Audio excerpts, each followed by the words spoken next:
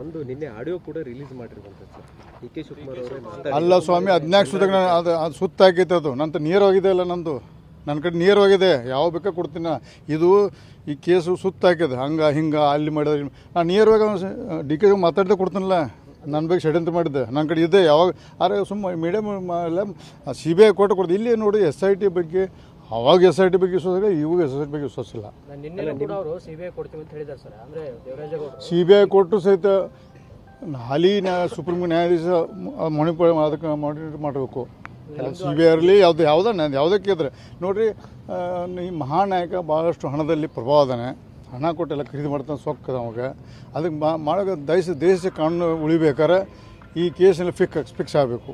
Sir, ನಿಮ್ಮ ವಿಚಾರದಲ್ಲಿ ಅವತ್ತೇನಾದರೂ action ಆಗಿದ್ರೆ ಇವೆಲ್ಲವೂ ಕೂಡ ಆಗ್ತಾನೆ ಇರಲಿಲ್ಲ. ನೋಡಿರಿ, 4ನೇ ತಾರೀಕು ಹೇಳ್ತೀನಿ. ಬರೀ ಡಿ.ಕೆ. ಶಿವಕುಮಾರ್ ಅಲ್ಲ, ನಮ್ಮವರು ಹತ್ರಲ್ಲಿದ್ದಾರೆ.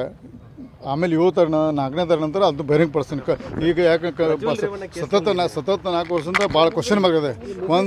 ಒಮ್ಮೆ ಅಂತ ಹಾಡು ನಾವು ಸರ್, ಪ್ರಜ್ವಲ್ ರೇವಣ್ಣ ಕೇಸಲ್ಲಿ ನೋಡ್ರಿ, Prajwal Revanna case Yogesh exotic vegetable ಕೃಷಿಯಲ್ಲಿ ಎಕರೆಗೆ 5 ಲಕ್ಷ ಗಳಿಸ್ತಿದ್ದಾರೆ.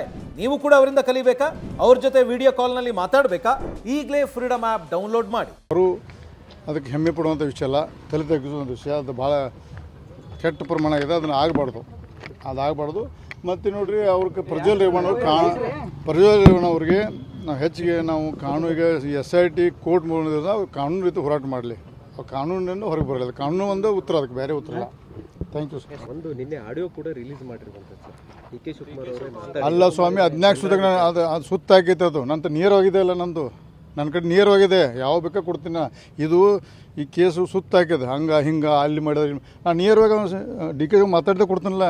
ನನ್ನ ಬಗ್ಗೆ ಷಡ್ಯಂತ್ರ ಮಾಡಿದ್ದೆ, ನನ್ನ ಕಡೆ ಇದೆ. ಯಾವಾಗ ಅರೆ ಸುಮ್ಮ ಮೀಡಿಯಮ್ ಎಲ್ಲ CBI ಕೋರ್ಟ್ ಕೊಡ್ತೀವಿ. ಇಲ್ಲಿ ನೋಡಿ SIT ಬಗ್ಗೆ, ಅವಾಗ SIT ಬಗ್ಗೆ ವಿಶ್ವಾಸ, ಇವಾಗ SIT ಬಗ್ಗೆ ವಿಶ್ವಾಸ ಇಲ್ಲ.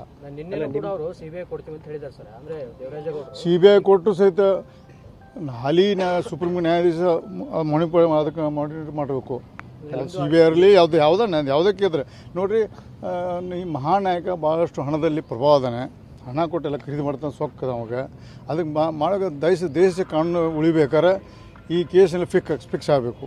ಸರ್, ನಿಮ್ಮ ವಿಚಾರದಲ್ಲಿ ಅವತ್ತೇನಾದರೂ ಆ್ಯಕ್ಷನ್ ಆಗಿದ್ರೆ ಇವೆಲ್ಲವೂ ಕೂಡ ಆಗ್ತಾನೆ ಇರಲಿಲ್ಲ. ನೋಡಿರಿ, 4ನೇ ತಾರೀಕು ಹೇಳ್ತೀನಿ. ಬರೀ ಡಿ.ಕೆ. ಶಿವಕುಮಾರ್ ಅಲ್ಲ, ನಮ್ಮವರು ಹತ್ರಲ್ಲಿದ್ದಾರೆ. ಆಮೇಲೆ 4ನೇ ತಾರೀಕು ನಂತರ ಅದು ಬಹಿರಂಗ ಪಡಿಸ್ತೀನಿ.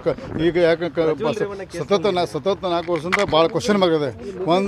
ಒಮ್ಮೆ ಅಂತ ಹಾಡು ನಾವು ಸರ್, ಪ್ರಜ್ವಲ್ ರೇವಣ್ಣ ಕೇಸಲ್ಲಿ ನೋಡಿರಿ, ಪ್ರಜ್ವಲ್ ರೇವಣ್ಣ ಕೇಸು ಯಾರೂ ಅದಕ್ಕೆ ಹೆಮ್ಮೆ ಪಡುವಂಥ ವಿಷಯ ಅಲ್ಲ, ತಲೆ ತಗ್ಗಿಸುವಂಥ ವಿಷಯ. ಅದು ಭಾಳ ಕೆಟ್ಟ ಪ್ರಮಾಣ ಆಗಿದೆ, ಅದನ್ನು ಅದಾಗಬಾರ್ದು. ಮತ್ತು ನೋಡಿರಿ, ಅವ್ರಿಗೆ ಪ್ರಜ್ವಲ್ ರೇವಣ್ಣ ಅವ್ರಿಗೆ ನಾವು ಹೆಚ್ಚಿಗೆ ಕಾನೂನಿಗೆ SIT ಕೋರ್ಟ್ ಮೂಲಕ ಕಾನೂನು ರೀತಿ ಹೋರಾಟ ಮಾಡಲಿ. ಕಾನೂನನ್ನು ಹೊರಗೆ ಬರಲಿಲ್ಲ. ಕಾನೂನು ಒಂದು ಉತ್ತರ, ಅದಕ್ಕೆ ಬೇರೆ ಉತ್ತರ ಇಲ್ಲ. Thank you sir.